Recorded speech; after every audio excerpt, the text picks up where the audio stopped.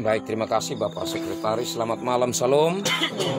Baik, Bapak Mama, rekan sekerja Yesus Kristus, penatua, diaken, poster, dan keluarga dari Ibu Diaken Deborah. Kita mempersiapkan diri, kita masuk di dalam PA ini, dan memulainya kekasih-kekasih Tuhan. Saya ajak kita menyanyi bersama dari Kidung Jemaat 14 ayat 1, 2, dan 3. Kidung Jemaat 14 ayat 1, 2, dan 3. Muliakan Tuhan Allah, dan kata-kata selanjutnya. Muliakan Tuhan Allah, muliakan Tuhan Allah, muliakan pimpinannya dalam kasih sayangnya. Kami datang kepadamu, kami datang kepadamu, bersyukur sebulat hati karena kasih-Mu besar. Kau dekat dengan firman-Mu, Kau dekat dengan firman-Mu, ya berfirmanlah ya Tuhan, kami siap mendengar. Mari kita berdoa.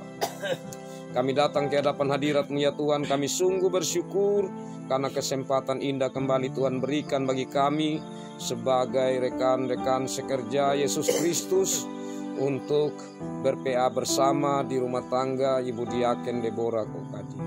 Ya Allah Bapa dalam kerajaan sorga, kami bersyukur karena dalam kesempatan ini Tuhan memberi kesempatan untuk kami saling berbagi kasih. Di saat kami bertemu bersama, kami bercerita, kami boleh berbagi pengalaman iman bersama. Dan saat ini Tuhan berikan kesempatan untuk kami boleh berteduh diri di hadapan hadirat Tuhan, beribadah bersama, memuji memuliakan nama Tuhan. Dan sebentar lagi kami akan membaca, merenungkan akan kebenaran sabda Tuhan. Ya Tuhan, kami menyadari akan keterbatasan kami. Kami menyadari bahwa kami tidak mampu untuk berbicara tentang firman Tuhan, untuk merenungkan firman-Mu ini sesuai dengan maksud Tuhan. Karena itu biarlah saat ini hamba-Mu yang Tuhan percayakan untuk memandu PA ini, Tuhan sendiri yang berbicara lewat hamba-Mu ini. Roh Kudus Tuhan yang berkarya lewat mulut, bibir, pikiran hamba-Mu ini. Sehingga apa yang disampaikan, itulah yang Tuhan maksudkan. Dan kami semua yang mendengar merenungkannya, bahkan yang akan berbagi berkat lewat firman Tuhan ini, Tuhan berkati kami. Roh Kudus Tuhan berkarya di dalam kami masing-masing. Ya Allah Bapa dalam kerajaan sorga, kami membuka hati kami membuka pikiran telinga kami untuk kebenaran sabda Tuhan. Mari bersabdalah ya Tuhan. Dalam Yesus Kristus, firman hidup, kami berdoa kepada Bapa di sorga. Amin. Baik kekasih-kekasih Tuhan, kita masih ada dalam Kejadian pasal 1 sampai pasal 11. Tapi saya memilih bagian firman Tuhan yang kita baca bersama dari Kejadian pasal 8 ayat 1 sampai 22. Saya mohon kita baca berbalasan, yang penatua membacakan ayat yang ganjil dan ibu-ibu diaken membacakan bagian ayat yang genap. Kejadian pasal 8 ayat 1 sampai 22. Kita yang laki-laki kita mulai ya, air bah surut. Kita mulai. Maka Allah mengingat Nuh dan segala binatang liar dan segala ternak yang bersama-sama dengan dia dalam bahtera itu, dan Allah membuat angin menghembus melalui bumi sehingga air itu turun.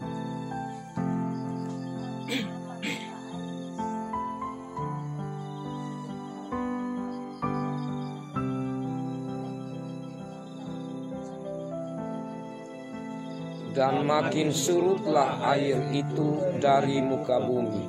Demikianlah berkurang air itu sesudah 150 hari.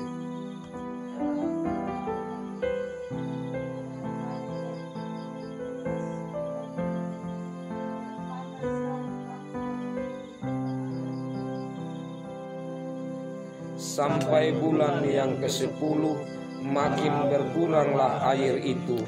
Dalam bulan yang ke-10 pada tanggal 1 bulan itu tampaklah puncak-puncak gunung.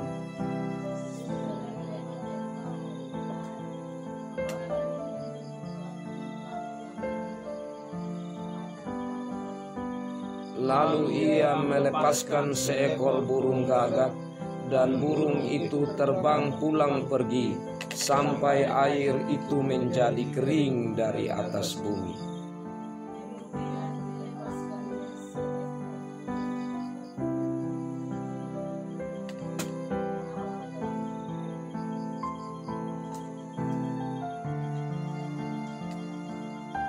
Tetapi burung merpati itu tidak mendapat tempat tumpuan kakinya, dan pulanglah ia kembali mendapatkan Nuh ke dalam bahtera itu, karena di seluruh bumi masih ada air. Lalu Nuh mengulurkan tangannya, ditangkapnya burung itu, dan dibawanya masuk ke dalam bahtera.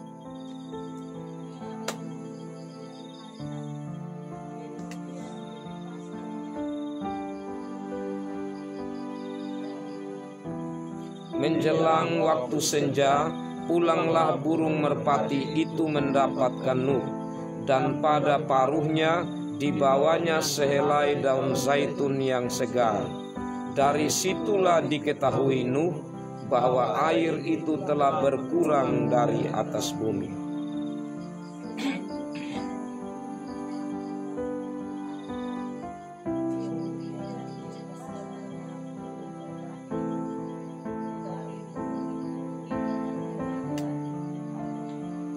Dalam tahun ke-601 pada bulan pertama, pada tanggal 1 bulan itu, sudahlah kering air itu dari atas bumi. Kemudian Nuh membuka tutup bahtera itu dan melihat-lihat, ternyatalah muka bumi sudah mulai kering.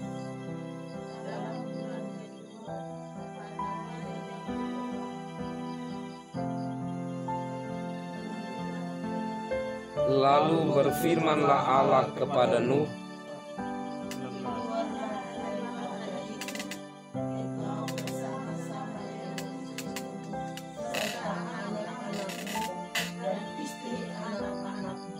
segala binatang yang bersama-sama dengan engkau, segala yang hidup, burung-burung, hewan dan segala binatang melata yang merayap di bumi, suruhlah keluar bersama-sama dengan engkau, supaya semuanya itu berkeriapan di bumi, serta berkembang biak dan bertambah banyak di bumi.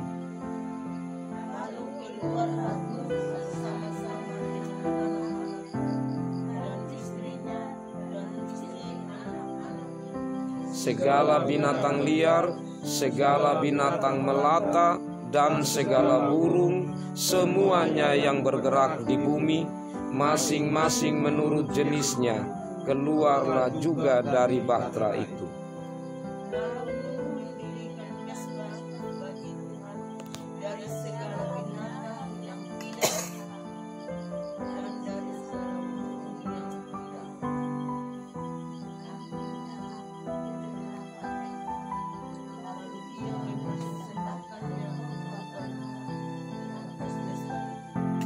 Ketika Tuhan mencium persembahan yang harum itu, berfirmanlah Tuhan dalam hatinya, "Aku takkan mengutuk bumi ini lagi karena manusia, sekalipun yang ditimbulkan hatinya adalah jahat dari sejak kecilnya. Dan aku takkan membinasakan lagi segala yang hidup seperti yang telah kulakukan."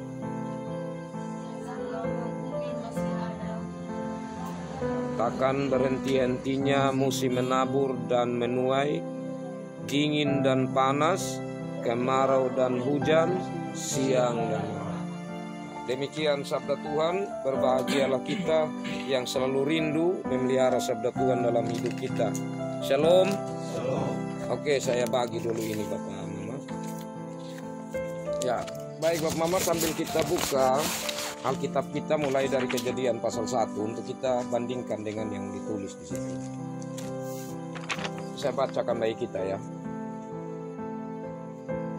Oke, ini gambaran yang lalu bahwa kitab Kejadian pasal 1 ayat 1 itu kita dapat melihatnya tidak saja dari segi makna, tapi juga dari segi huruf dan angka.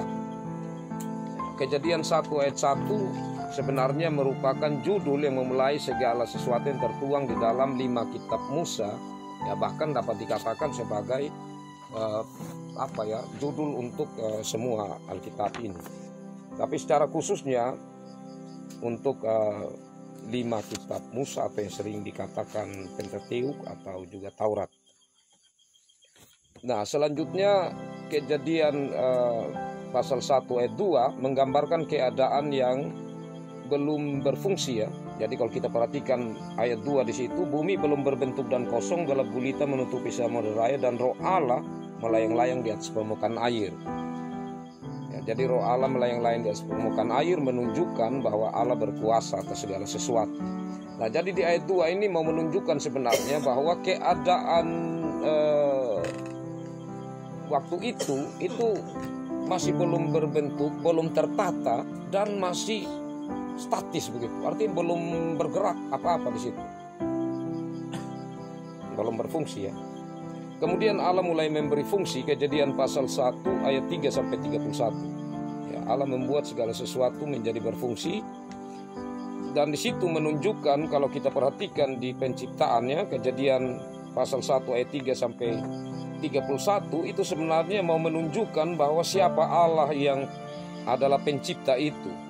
Bahwa Allah itu maha kuasa karena menjadikan dari yang tidak ada menjadi ada, yang tidak berfungsi menjadi berfungsi. Dan Allah itu juga sumber hikmat ya, dikatakan sumber hikmat karena kalau melihat itu penciptaan ya, di ayat pasal 1 ayat 3 sampai 31, maka di situ betul-betul sangat terperinci Allah menciptakan, dan hikmatnya sungguh luar biasa. Contohnya saja, Allah mengatur begitu rupa jarak matahari dengan bumi. Itu menurut para ahli 1 senti saja dia bergeser, itu matahari bergeser dekat, maka bumi ini akan hangus. Dia 1 senti saja dia bergerak jauh dari bumi, maka bumi ini akan kedinginan sekali. Jadi Allah itu sudah menata dengan begitu rupa, dengan teratur, supaya semuanya tetap bergerak pada tempatnya. Tidak boleh bergeser, tidak boleh di luar dari apa yang sudah Allah rancang. Kemudian kalau kita perhatikan, coba kita perhatikan itu makhluk hidup saja, kok sampai yang kecil-kecil sekali, yang bahkan harus dilihat dengan kacamata pembesar, Allah sampai bisa cipta itu. Itu kan luar biasa. Allah memperhatikan sampai yang mendetail seperti itu. Nah, itu sangat luar biasa. Nah, kemudian Allah juga menjamin kelangsungan alam ini, yaitu yang saya katakan tadi. Jadi tentang Allah menata sehingga kelangsungan manusia ini tetap hidup, seperti juga dengan adanya matahari, maka terjadilah musim. Jadi ada musim kemarau, ada 4 musim sebenarnya, tapi kita di Indonesia pada umumnya 2 musim saja. Musim hujan, musim kemarau. Ada pagi, ada malam, ada siang. Itu semua ditata dan begitu rupa oleh Tuhan. Nah, selanjutnya Kejadian 2 ayat 1, kalau kita perhatikannya, nah itu sebenarnya seperti ungkapan penutup sementara. Ya, kenapa saya bilang sementara? Kita akan lihat sebentar kelanjutan. Jadi Kejadian pasal 2 ayat 1 dikatakan, demikianlah diselesaikan langit dan bumi dan segala isinya. Jadi dalam 6 hari penciptaan Tuhan itu ditutup dengan Kejadian 2 ayat 1. Demikianlah diselesaikan langit dan bumi dan segala isinya. Ya, tetapi dalam proses penciptaan, ya, itu tadi kan yang untuk 6 hari. Tapi dalam prosesnya itu belum berhenti. Karena kalau kita lihat di pasal 2 ayat 2 dan 3, ketika Allah pada hari ke-7 telah menyelesaikan pekerjaan yang dibuatnya itu, berhentilah ia pada hari ke-7 dari segala pekerjaan yang telah dibuatnya itu. Lalu Allah memberkati hari ke-7 itu dan menguduskannya, karena pada hari itulah ia berhenti dari segala pekerjaan penciptaan yang telah dibuatnya itu. Jadi masih ada 1 hari lagi. Dan hari itulah hari yang diberkati Tuhan. Nah, kita bisa lihat dalam kertas tadi, di situ ada kesejajarannya dalam penciptaan itu, ya, tentang 3 hari penciptaan pertama dan kemudian 3 hari penciptaan berikut, atau pembagiannya dari hari pertama sampai hari ke-3 dan hari ke-4 sampai hari ke-6. Hari pertama terang, Kejadian 1 ayat 3 sampai 5. Hari kedua cakrawala, Kejadian 1 ayat 6 sampai 8. Hari ketiga darat, laut dan tunas muda, Kejadian 1 ayat 9 sampai 13. Nah, kita lihat juga ada di sebelahnya. Saya sudah terangkan pada kesempatan yang lalu bahwa itu ada paralel hubungannya. Kalau kita lihat hari pertama terang kan, itu dia punya wadah. Tapi kita lihat hari ke-4 di sebelahnya, itu dia punya isi, matahari, bulan dan bintang. Nah, hari kedua itu wadahnya, cakrawala. Hari ke-5 itu isinya, burung-burung di udara dan binatang air. Karena cakrawala memisahkan air yang di atas dan juga yang di bawah atau laut. Nah, hari ke-3 darat, laut dan tunas muda. Hari ke-6 binatang yang keluar dari bumi dan manusia. Jadi ini kesejajaran jadi sangat mudah sebenarnya kalau kita mau menghafal begitu. 6 hari ini mudah sekali. Karena yang pertama kita ingat wadah saja, 1 sampai 3. Sedangkan 4 sampai 6 itu kita ingat isinya. Nah, selanjutnya juga dalam Kejadian pasal 1 kita bisa melihat juga angka-angka di situ, seperti angka 3 itu angka ilahi atau angka sempurna. Jadi di pasal Kejadian 1 ayat 11 sampai 12 itu tunas muda, itu kita lihat pada kotak yang kedua ya. Nah, jadi ada 3 jenis tumbuhan, tunas muda, tumbuhan yang berbiji dan pohon buah-buahan yang berbiji. Kemudian di bagian sebelahnya 3 jenis binatang yang keluar dari bumi, ternak, binatang melata, binatang liar. Kemudian ada 3 juga yang diberi kuasa oleh Tuhan kepada manusia, yaitu ikan-ikan di laut, ya, burung-burung di udara, binatang yang merayap. Jadi ini berbicara tentang daerah yang menjadi bagian kekuasaan manusia, ya, wilayah. Jadi laut, langit, dan bumi. Nah, kita sudah tadi di Kejadian 2 ayat 2 sampai 3 Allah mempersiapkan 1 hari khusus yang diberkati untuk Allah sendiri menikmati persekutuan dengan ciptaannya. Kemudian Kejadian 2 ayat 4 ini judul kedua. Nah, tapi lebih fokus ya, pada perbedaan ciptaan. Jadi bagaimana Allah menciptakan secara khusus manusia itu dari debu tanah, dan kemudian manusia itu menjadi hidup karena Allah yang memberi nafas hidup kepadanya. Ini menggambarkan bahwa nafas hidup itu berasal dari Allah. Jadi saat Allah berkehendak menarik kembali nafas itu dari manusia, ya maka itu milik Allah sendiri karena Allah yang memberi nafas itu. Nah, selanjutnya Kejadian 2 ayat 5 sampai 17, Allah membuat taman dan menempatkan manusia. Pertama-tama tentu Adam dalam taman. Allah memberi tanggung jawab kepada Adam dan perintah yang mengikat keberadaan Adam sebagai ciptaan. Nah, kita ingat bersama bahwa perintah Allah itu adalah ayat 16, lalu Tuhan memberi perintah ini kepada manusia. Semua pohon dalam taman ini boleh kau makan buahnya dengan bebas, tetapi pohon pengetahuan dan selanjutnya. Nah, setelah itu kita juga kalau kita lihat sebelumnya Allah tentu memberi tanggung jawab kepada manusia untuk memelihara taman itu ya. Nah, kalau kita lihat lanjutannya pada ayat 18, Tuhan Allah berfirman, tidak baik kalau manusia jadi di sini. Allah kemudian menciptakan Hawa yang mengambil dari bagian diri Adam sendiri. Karena itu maka manusia sebenarnya satu, perempuan dan laki-laki satu, karena perempuan diambil dari laki-laki.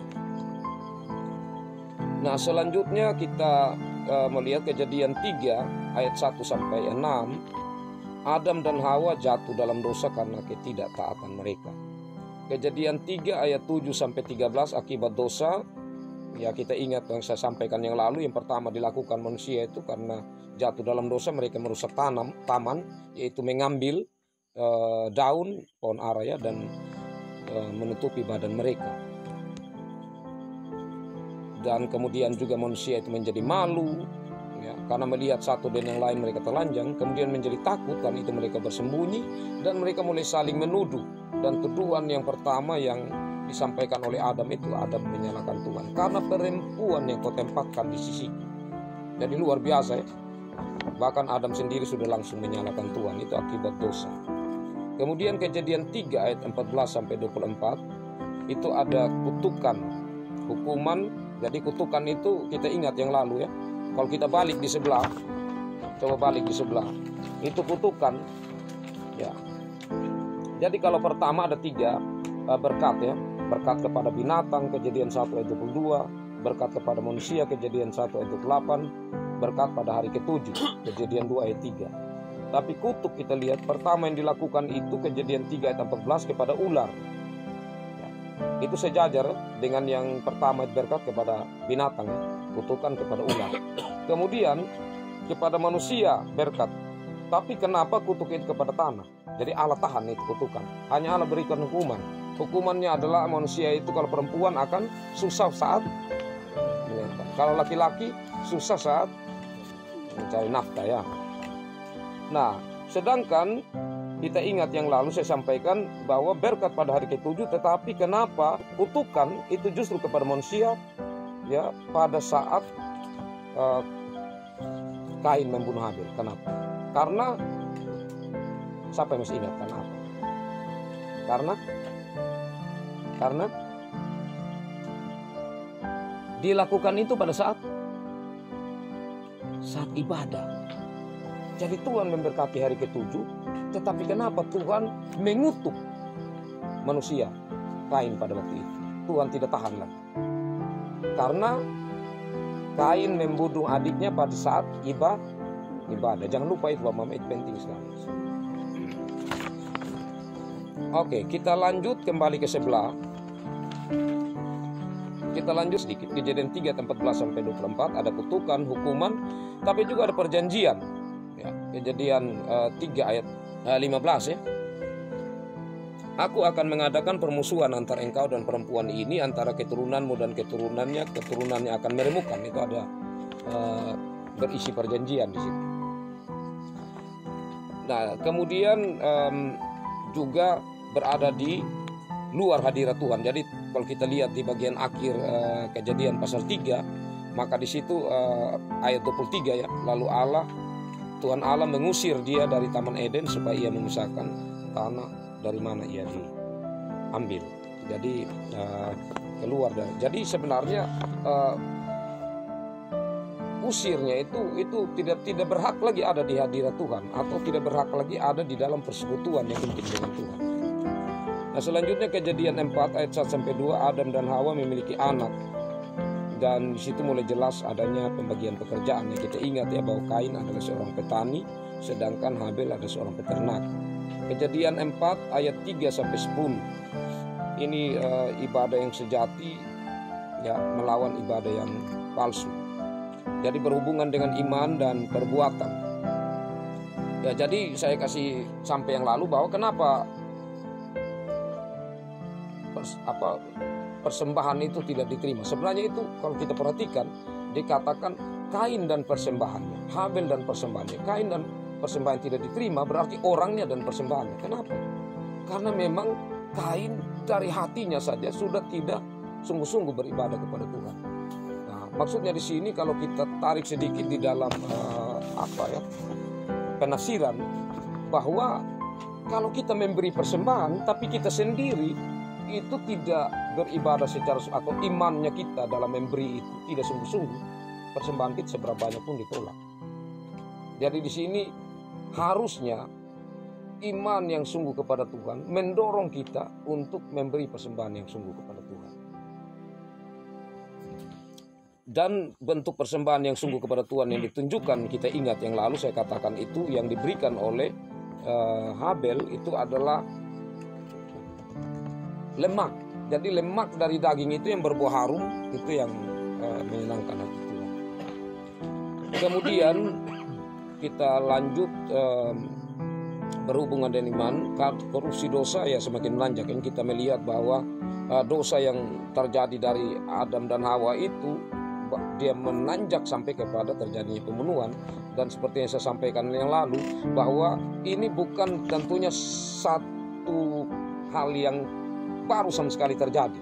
Jadi soal ibadah ini paling tidak sudah beberapa kali dilakukan. Dan kalau Bapak Mama baca tentang kekristenan, beda Islam. Kalau Islam itu dia nabi yang pertama itu Adam. Tapi kalau kita Kristen tidak. Nabi yang pertama itu adalah Habel. Kenapa Habel? Karena Habel itu mengingatkan dosa. Ciri khas seorang nabi adalah mengingatkan tentang dosa. Jadi Habel itu kemungkinan besar bahwa sudah beberapa kali bersama dengan Kain membawa persembahan beribadah kepada Tuhan. Tetapi Kain itu selalu saja membuat hal yang merusak persekutuan itu, atau dia sendiri tidak serius di dalam memberi persembahan kepada Tuhan, beribadah kepada Tuhan, sehingga Habel sering menegur dia mulai sakit hati ya. Berulang kali ditegur, berulang kali sakit hati, dan pada akhirnya membunuh. Tidak mungkin dia langsung bunuh kalau belum terjadi kejadian-kejadian sebelumnya. Jadi pastilah sudah berulang kali itu ditegur oleh Habel, yang pada akhirnya Kain sudah pancap puncaknya sehingga ia membunuh. Dan tentang bagaimana sampai membunuh langsung mati, saya sudah sampaikan juga yang lalu, saya tidak ulang lagi. Dan kemudian kita lanjut 4 ayat 11 sampai 16, kutukan kepada Kain, dan Kain dihalau lebih jauh dari hadapan Tuhan ya. Dan itu kita lihat ke tanah Nod ya. Nod itu artinya pengembaraan, dan itu tempatnya di sebelah timur Eden. Kita balik di sebelah Kejadian 4 ayat 17 sampai 24, daftar keturunan Kain. Ya, saya sampaikan yang lalu bahwa kalau berbicara tentang daftar keturunan itu tidak sembarang. Ya, nama-nama yang tercantum di dalamnya itu semua punya makna untuk direnungkan tentang bagaimana anak-anak Tuhan yang diberkati ya berlawanan dengan anak-anak yang mendapatkan kutukan. Nah, kalau kita perhatikan daftar keturunan Kain ya, dari coba kita perhatikan pasal 4 di Alkitab kita dari ayat 17 ya. Kita perhatikan di situ. Kain bersetubuh dengan istrinya dan mengandunglah perempuan itu, lalu melahirkan Henok. Kita perhatikan lagi. Kemudian Kain mendirikan suatu kota dan dinamainya kota itu Henok. Nah, ini mulailah Kain ini dia membentengi diri, mulai mendirikan kota. Nanti puncaknya itu di Kejadian pasal 11 Menara Babel. Jadi di sini mulai membentengi diri, mulai mencari nama, mulai membangun kehidupan kesombongan manusia. Nah, kita melihat lagi selanjutnya bagaimana anak atau keturunan dari Kain ya. Kita melihat itu di Lamek ya, anak dari Metusael, itu di pasal ayat 19. Lamek mengambil istri 2 orang laki bernama Ada dan Sila. Dan kita coba perhatikan selanjutnya bagaimana nyanyian Lamek mulai dari ayat 23 pasal 4. Lalu berkatalah Lamek kepada kedua istrinya, Ada dan Sila, dengarkanlah suaraku. Hai istri-istri Lamek, pasanglah telingamu kepada perkataanku ini. Aku telah membunuh seorang laki-laki karena ia melukai aku, membunuh seorang muda karena ia. Nah, ini menunjukkan bahwa kejahatan itu sudah semakin meningkat. Sudah semakin meningkat. Jadi bukan lagi orang memanggil nama Tuhan, menyerukan nama Tuhan, ya, tetapi di situ nyanyian yang disampaikan, nyanyian kesombongan karena membunuh. Nah, dan kemudian kalau kita perhatikan lagi di pasal 4 ayat 25 sampai 26.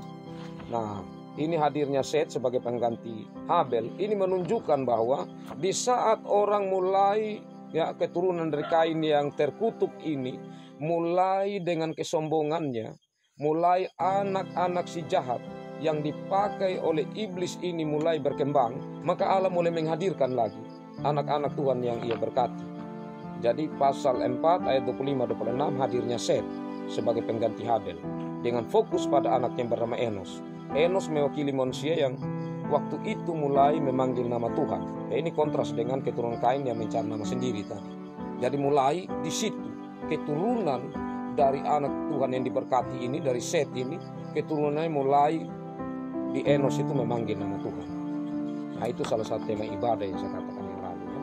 Kemudian Kejadian 5 ayat 1-32. Ini daftar keturunan dari Adam dan Hawa, semakin memperjelas dan memperluas perbedaan antara keturunan yang terkutuk dan keturunan yang diberkati, yang menjalankan ibadah palsu dan yang menjalankan ibadah sejati.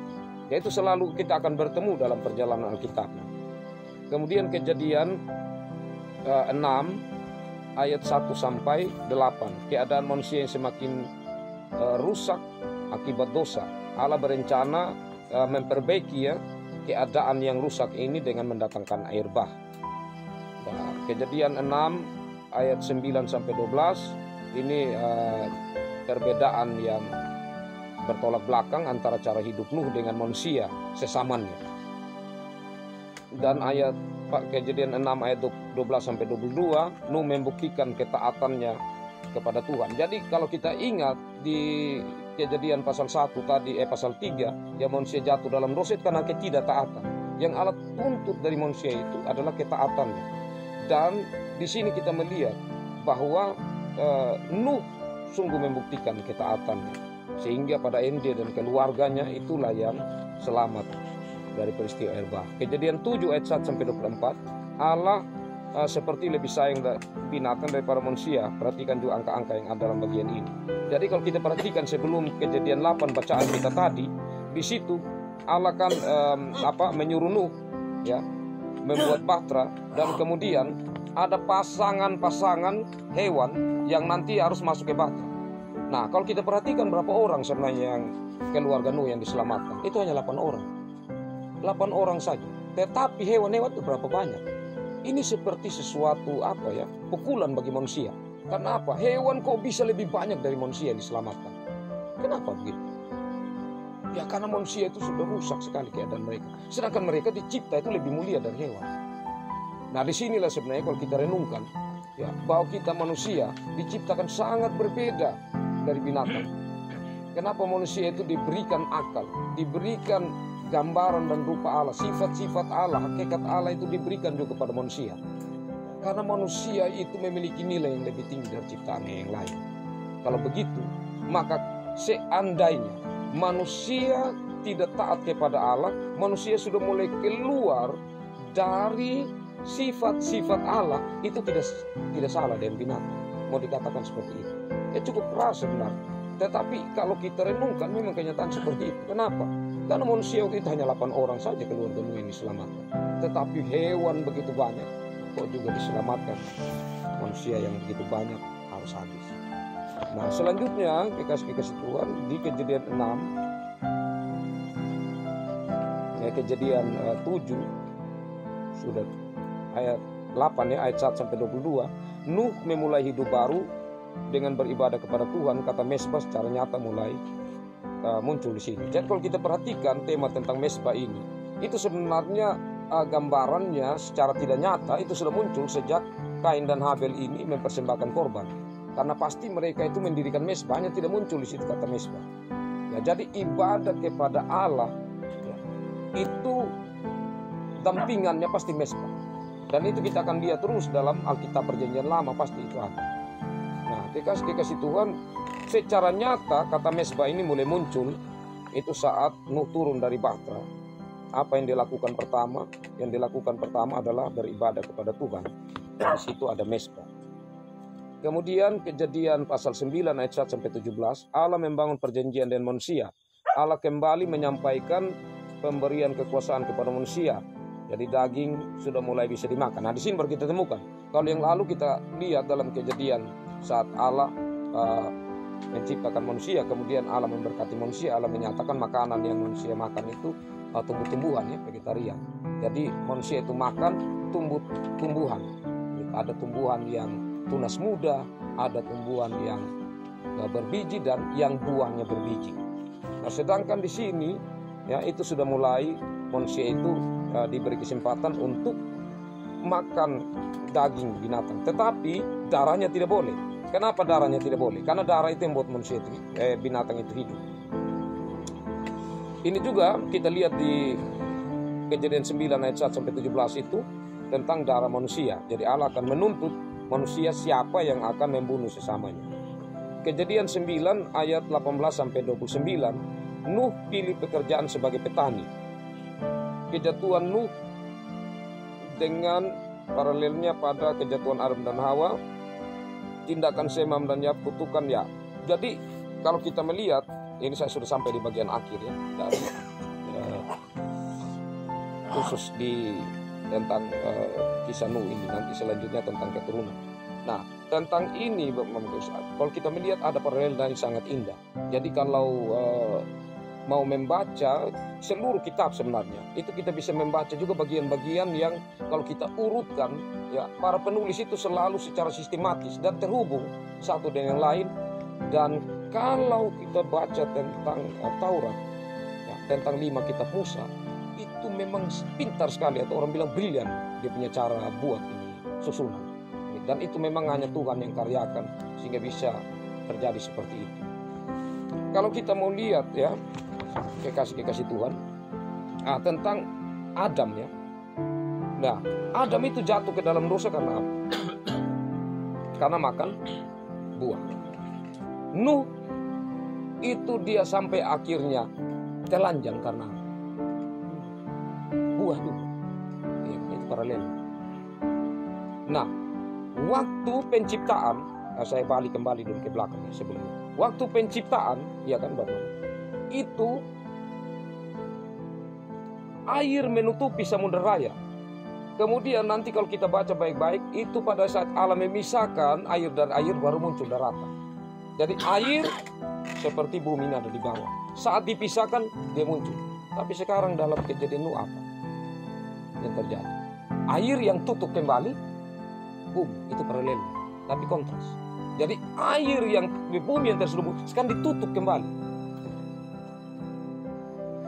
Nah, saat ditutup kembali kita melihat juga di angka-angka. Jadi ada angka 40 tadi kalau dalam bacaan kita, ada angka 7, itu semua punya makna sebenarnya. Nah, selanjutnya tadi ya yang saya katakan bahwa Adam dan Hawa itu jatuh karena buah.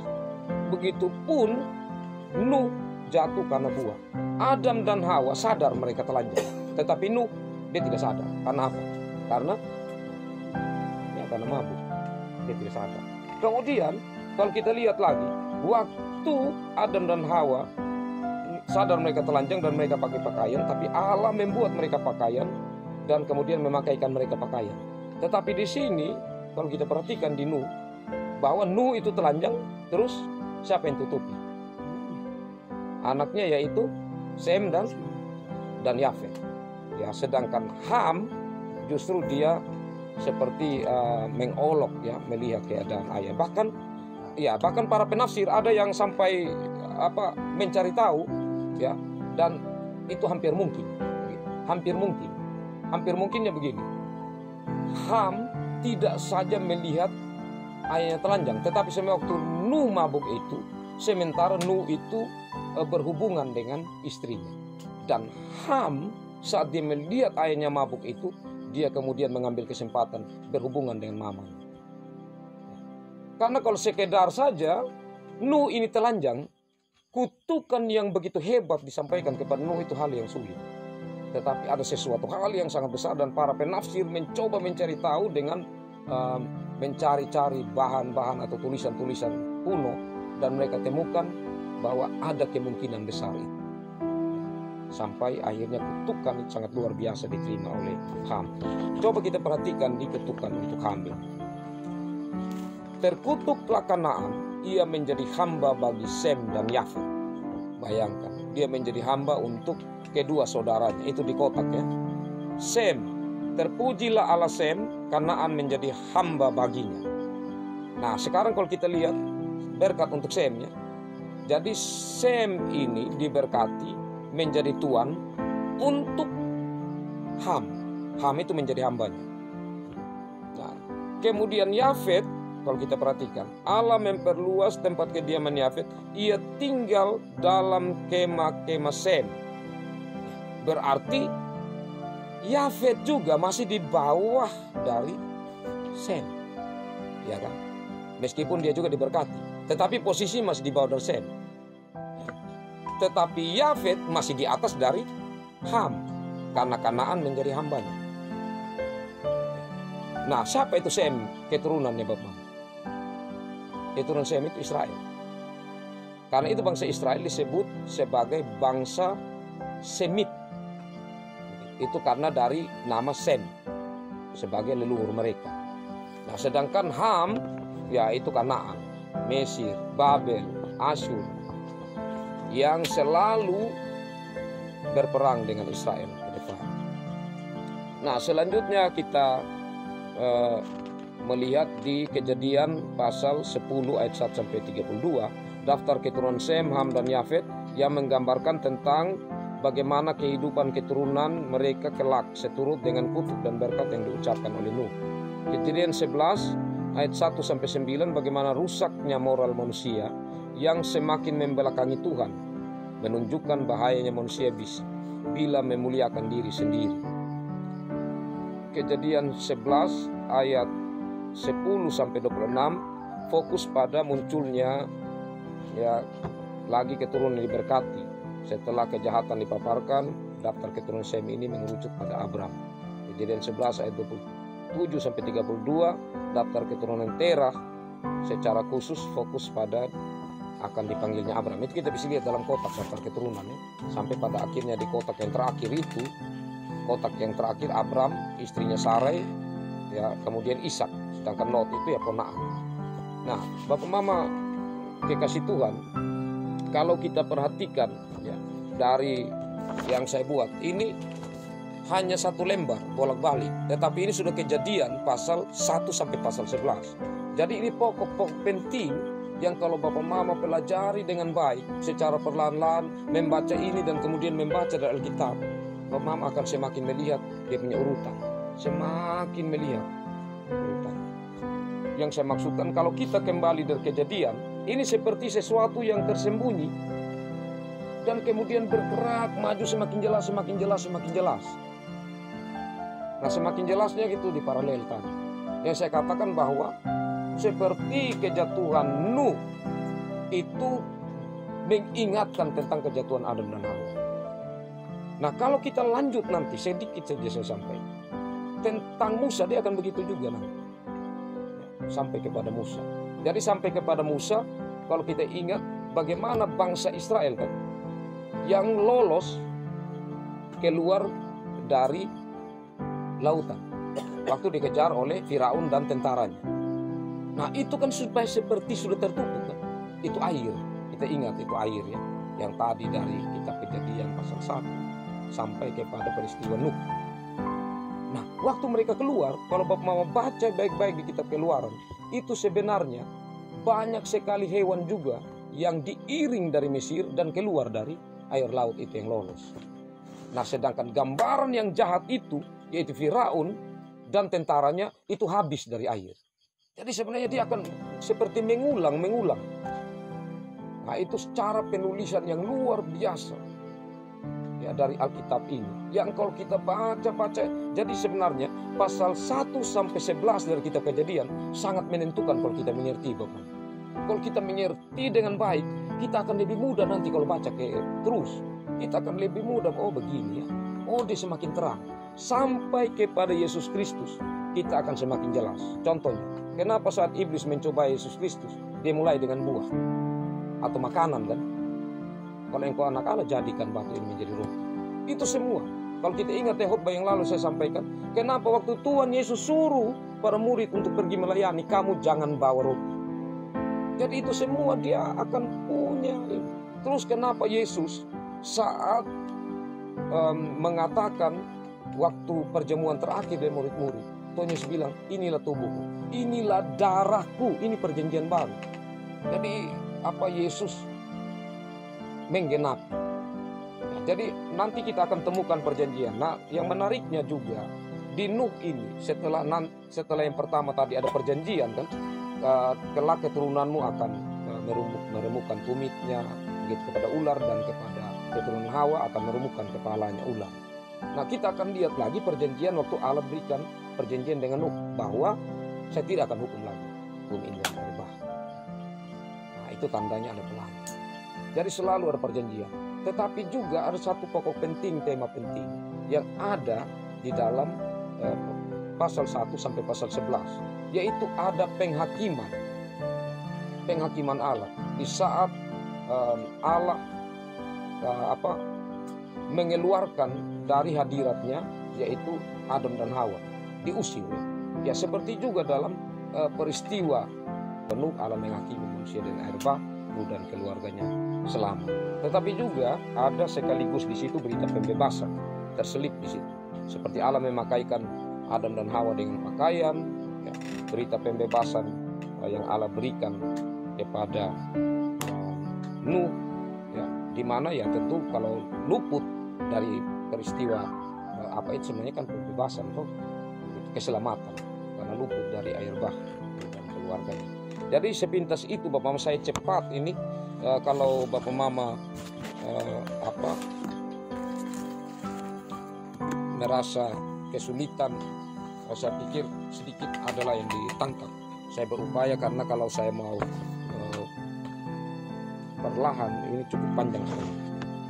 Baik, saya lebih senang kalau kita saling berbagi Bapak Mama. Jadi lewat ini mungkin kita ada pertanyaan atau menambah supaya kita lebih memperkaya lagi. Sebenarnya banyak hal sekali kalau kita mau tanyakan dari ini. Saya berikan kesempatan. Ya, baik, terima kasih. Nah, pertanyaan menarik sekali, kan hari Sabat itu hari Sabtu kalau bangsa Israel ya. Jadi hitungan bangsa Israel itu kalau hari itu mulai dari sore. Jadi sore sampai sore itu satu hari. Kalau kita pagi sampai jam 12 malam tuh itu satu hari. Kalau mereka dari sore ke sore. Jadi matahari mau terbenam sampai matahari terbenam lagi itu satu hari. Ya. Jadi yang kedua tentang Sabat ya, hari Sabtu itu, kenapa kita sekarang pakai hari Minggu? Ya, jadi sebenarnya Allah mau menggenapi karena Yesus mengatakan bahwa ya Ia adalah Tuhan atas hari Sabat. Ya.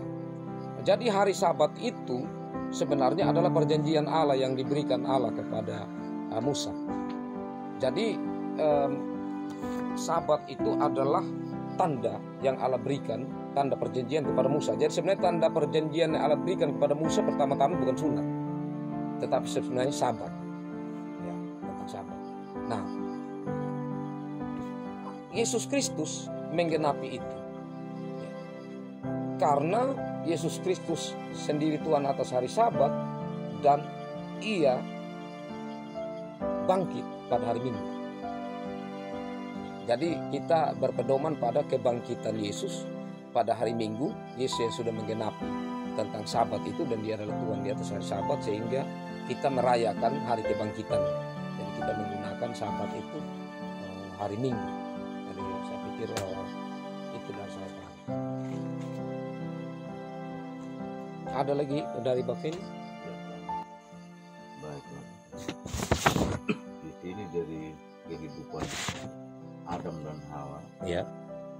Jadi mereka juga sudah jatuh dalam dosa, tetapi kehidupan mereka sudah dari keturunannya sudah banyak melakukan dosa. Artinya hidup sudah tidak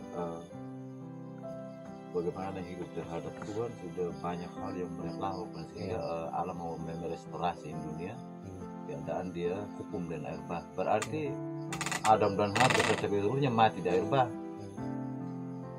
Kalau menurut saya mungkin mereka dengan hukuman air bah itu Adam berserta keturunannya mati, sehingga Nuh saja yang bersama keluarganya yang selamat. Mungkin terjadi seperti itu kembali. Ya, baik, terima kasih. Coba kita perhatikan di Kejadian pasal 6 ya. Mari kita lihat Kejadian pasal 6.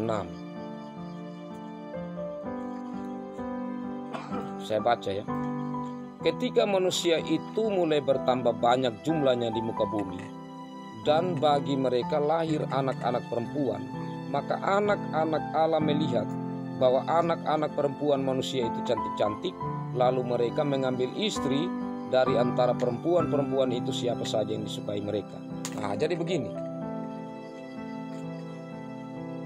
Saat Adam dan Hawa sudah jatuh dalam dosa, itu sama sekali kemuliaan Allah tidak hilang, tetapi rusak. Beda ya antara hilang dan rusak. Jadi kebaikannya masih ada dalam diri mereka, dan kerinduan untuk tetap ada di hadirat Allah itu ada, sehingga mereka terus beribadah kepada Allah. Dan kemudian mereka mengajarkan kepada anak-anak mereka, Kain dan Habel, bagaimana cara beribadah kepada Allah. Hanya Kain, dia kemudian membuka diri begitu ya. Jadi iblis menguasai dia ya. Tetapi Habel tetap mengikuti jalan Tuhan. Hanyalah sekarang Kain sudah bunuh Habel. Nah, lahirlah Set. Nah, Set dan keturunannya ini kita lihat tadi itu baik. Ada Enos, kemudian nanti lagi ada Lamek dan seterusnya, lain keturunan Kain juga ada nama itu. Nah, tetapi dalam perkembangan selanjutnya kita melihat di Kejadian pasal 6 ini, anak-anak Tuhan yang baik tadi ini, mereka mulai tertarik lagi dengan anak-anak manusia, gitu. Anak-anak Allah tertarik melihat anak-anak perempuan manusia yang cantik. Jadi ini maksudnya anak-anak Allah yang mewakili anak-anak yang diberkati ya. Sedangkan anak-anak manusia yang mewakili yang dikutuk tadi. Tetapi anak-anak manusia ini tergoda dengan ini, anak-anak Allah tergoda dengan anak manusia. Maka di situ hancur sudah ini kehidupan. Tetapi dari antara itu masih ada yang tetap taat, yaitu Nuh dan keluarganya. Nah, jadi seperti Mbak Feni bilang, yaitu mereka sudah keturunan itu yang habis sudah hanya ini Nuh dan keluarganya selamat. Itu karena ini tadi berhubungan dengan kuncinya ada di pasal 6 ini. Terima kasih Mbak Feni. Masih ada lagi Mbak Feni? Ini Mbak Tessa, Mbak Eka. Masih ada lagi Bapak? Silakan Bapak. Kalau dilihat dari itu, baru gilirannya Habel dibuang nama Tuhan. Artinya mulai menyatakan mereka memberikan persembahan gitu ya. Nah, sedangkan Adam dia itu tidak menunjukkan contoh pada anak-anak itu. Kenapa? Kok anaknya yang baru saat itu memanggil nama Tuhan, mengadakan, ya katakanlah baru bisa memberi persembahan, berdoa. Sementara dalam keluarganya Adam ini paling tidak kan memberi contoh anak-anaknya untuk berdoa dan sebagainya begitu. Nah itu kira-kira gimana? Oh iya, jadi memang tidak diceritakan di dalam Alkitab secara lebih terperinci ya. Tetapi mari kita perhatikan baik-baik. Nah, saya mulai dari setelah kejatuhan ya. Nah, setelah kejatuhan manusia di Taman Eden di pasal 3 ya. Nah, itu kita mulai melihat di pasal 3 ayat 20. Pasal 3 ayat 20. Manusia itu memberi nama Hawa kepada istrinya sebab dialah yang menjadi ibu semua yang hidup. Di situ sudah mulai menunjukkan bahwa Adam ini tetap melekat hatinya dengan Tuhan. Ya, meskipun sudah jatuh dalam dosa. Ya. Kenapa? Nama positif ini yang diberikan kepada Hawa kan, ibu dari segala yang hidup. Ya, itu pertama ya, tandanya. Selanjutnya kalau kita lihat di pasal 4 ayat 1. Ini saya sudah terangkan yang lalu ya. 4 ayat 1. Bagian akhir, aku telah mendapat seorang anak laki-laki dengan pertolongan Tuhan. Memang tentang kalimat ini masih banyak perdebatkan ya. Nah, tapi saya tetap cenderung untuk tetap ikut apa yang diterjemahkan oleh Lai ini. Kalau melihat dari aslinya kata pertolongan Tuhan ini tidak terlalu jelas. Tapi kita ikuti Lai bahwa di sini aku telah mendapat seorang anak laki-laki dan pertolongan Tuhan. Kalau tadi Adam dia punya hati melekat kepada Tuhan dalam pemberian nama, sekarang Hawa menunjukkan bahwa hati juga masih melekat kepada Tuhan. Nah, ini menunjukkan bahwa mereka punya kerinduan tetap beribadah kepada Tuhan, dan sangat mungkin mereka mengajarkan kepada anak-anaknya untuk tetap beribadah kepada Tuhan. Bagaimana mempersembahkan apa yang mereka miliki kepada Tuhan. Karena tidak mungkinlah mereka tahu Kain dan Habel untuk beribadah kepada Tuhan kalau orang tuanya mereka tidak kasih tahu, apalagi hal yang pertama kali. Jadi ini tidak diceritakan secara terperinci dan tuntas, tetapi kita bisa paling tidak tersirat di situ bahwa mereka melanjutkan sebenarnya hal-hal yang mereka telah bangun awalnya dengan Tuhan sebelum jatuh dalam dosa, tetapi karena kemuliaan itu tidak hilang tetapi rusak, dan masih ada kasih dalam diri mereka yang mendorong mereka untuk terus beribadah kepada Tuhan yang mereka lanjutkan kepada anak-anak. Jadi seperti itu Bapak. Iya, saya masih. Ya, silakan. Kemungkinan besar yang mungkin dilihat dari ini tadi pemilihnya Habel ini. Sebelumnya Adam itu mungkin belum menunjukkan kekuatannya sebagai orang pertama untuk menaklukkan bumi, tapi anak-anaknya sudah baru menaklukkan bumi, dan hasil itulah yang mereka berpersembahkan, dan baru pertama itu membangun nama Tuhan lewat sembahan. Mungkin itu yang saya Iya. begitu. Tapi tidak, karena begini, karena kalau mau dilihat sebenarnya hubungan yang lebih intim itu adalah Adam dan Hawa, yang dengar langsung suara Tuhan, yang terikat sekali dengan Tuhan sebenarnya. Hanya karena salah tidak taat, akhirnya mereka dihalau dari Tuhan. Jadi kalau kita perhatikan hari ke-7 itu Tuhan persiapkan memang untuk manusia ini beribadah kepada Tuhan, dan tema ibadah ini adalah tema yang kita akan temukan sampai selesai di kitab Wahyu. Bagaimana manusia taat dan beribadah kepada Tuhan. Jadi sebenarnya konsep ibadah itu sudah ada dalam diri Adam dan Hawa. Ada lagi Bapak Mama yang terlewatkan? Saya lagi Bang. Silakan Bapak Vino.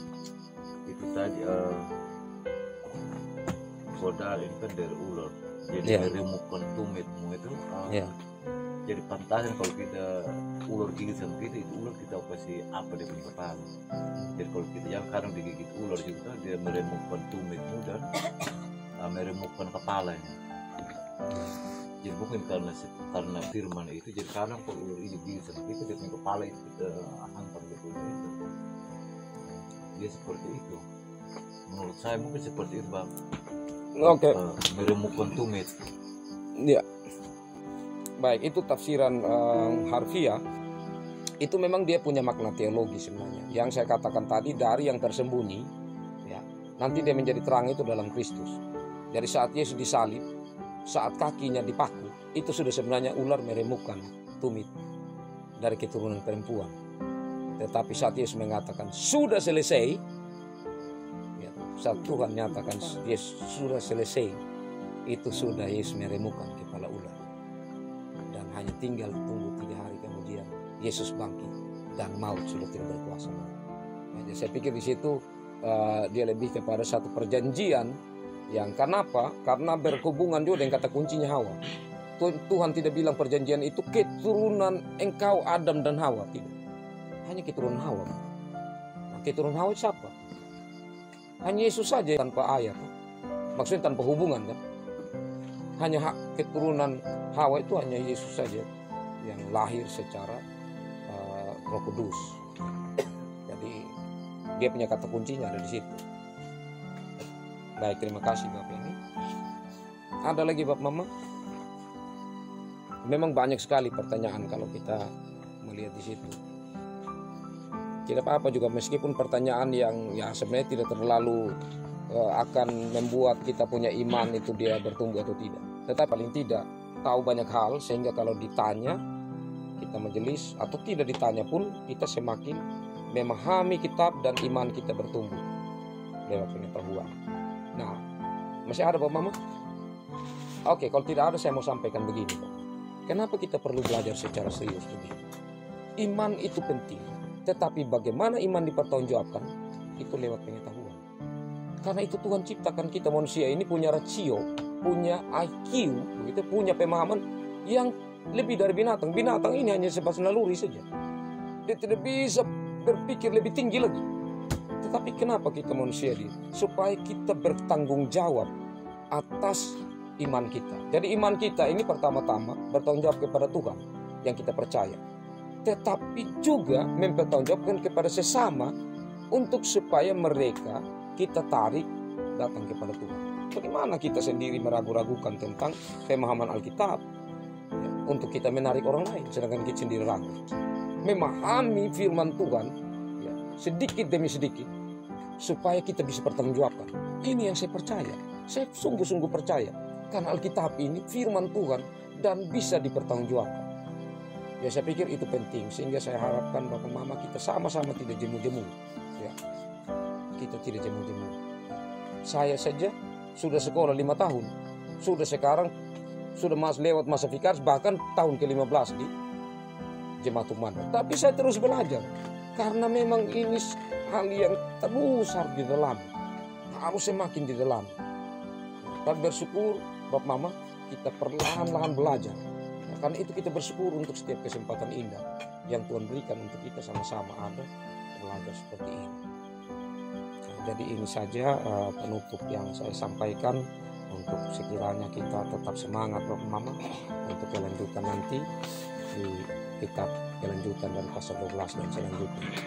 Ya sampai di sini firman Tuhan memberkati firman-Nya dan memberkati kita semua, dan terima kasih Bapak-bapak yang sudah juga memberi pertanyaan-pertanyaan yang membuat kita semakin menambah pemahaman lagi dari firman Tuhan. Amin. Mari kita bersama-sama menyanyi dari Kidung Jemaat 346 ayat 1. Tuhan Allah beserta engkau, dan kata-kata selain 346. Tuhan Allah beserta engkau sampai bertemu kembali. Kasih Kristus mengawali. Tuhan Allah beserta engkau sampai bertemu,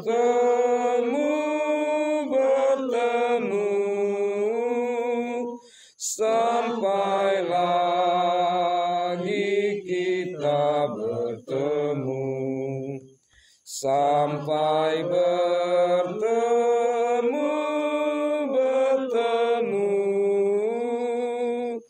Tuhan Allah beserta engkau. Kita akan masuk dalam doa syukur syafaat. Mari kita satu dalam doa. Kita berdoa. Kembali kami datang ke hadapan hadirat-Mu ya Tuhan. Kami sungguh bersyukur untuk kesempatan indah ini. Tuhan memberi kesempatan untuk kami perlahan-lahan kembali melihat firman Tuhan dan kedalamannya. Kami sungguh menyadari Tuhan kami sangat terbatas untuk memahami maksud firman. Tapi sungguh kami percaya bahwa Roh Kudus Tuhan menolong kami.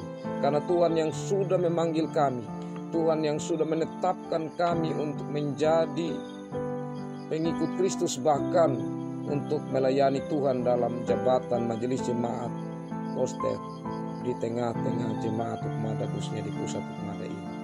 Kami sungguh yakin dan percaya bahwa Roh Kudus Tuhan terus memperlengkapi kami, terus menopang kami.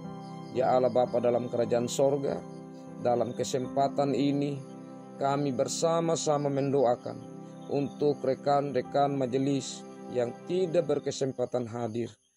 Tuhan, kami tidak tahu keberadaan mereka satu persatu, tapi kami mohon biarlah Roh Kudus Tuhan menggerakkan, sehingga ke depannya kami semakin banyak, kami semakin membuka diri kami untuk belajar mendalami firman Tuhan, untuk kami semakin mengenal Tuhan dan kehendak Tuhan, maksud dan rancangan-rancangan Tuhan dalam hidup ini.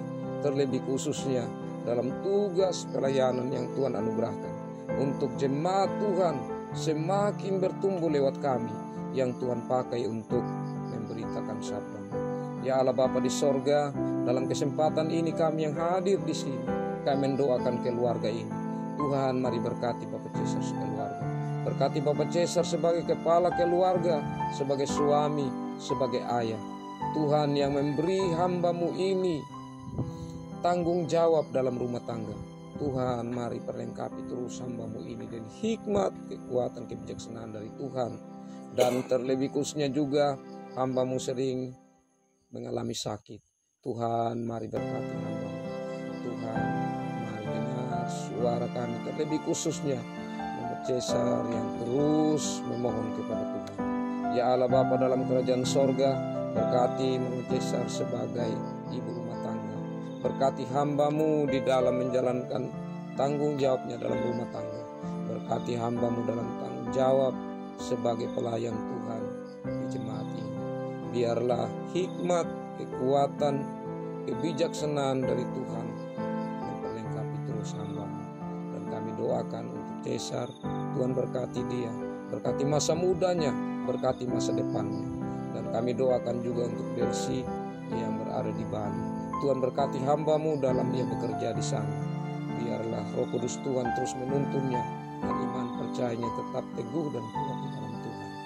Ya Allah Bapa dalam kerajaan sorga, segala pekerjaan anak-anak Tuhan dalam rumah tangga ini, Tuhan melihat keberadaan mereka, memberkati setiap usaha pekerjaan yang mereka lakukan. Ya Allah Bapa di sorga, kami semua yang hadir di sini Tuhan mengenal kami.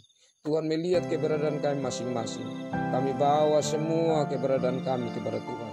Berbagai rasa syukur kami dan pergumulan-pergumulan kami bawa ke hadapan hadirat Tuhan. Dan dalam kesempatan ini kami juga mendoakan untuk rekan kami Bapak Penatua Eskadongu yang sungguh bersukacita untuk kehadiran seorang anak perempuan, menambah sukacita untuk keluarganya. Tuhan memberkati mereka. Ya Allah Bapa dalam kerajaan sorga, dalam kesempatan ini kami juga mendoakan untuk para pengerja majelis jemaat, komisi, koster pengasuh yang ada di jemaat Tukmaden pusat dan cabang-cabang. Mari Tuhan memberkati semua. Ya Allah Bapa dalam kerajaan sorga, kehidupan kami serahkan ke dalam tangan pengasihan Tuhan, terlebih khususnya program-program pelayanan dan juga pekerjaan kami sebagai petani. Mari Tuhan memberkati bahkan semua warga jemaat Tuhan dalam usaha mereka, khususnya sebagai petani. Ya Allah Bapa di sorga, saat ini ada persembahan kami bawa ke hadapan hadirat-Mu ya Tuhan. Mari Tuhan berkati persembahan disiapkan keluarga di sini yang kami membawa. Biarlah menjadi berkat untuk pekerjaan pelayanan Tuhan, demi hormat dan kemuliaan nama Tuhan. Terima kasih Tuhan. Ini doa kami Bapa. Mari ampuni segala pelanggaran kami. Dalam Yesus Kristus kami berdoa. Amin. Demikian doa kita ini. Shalom.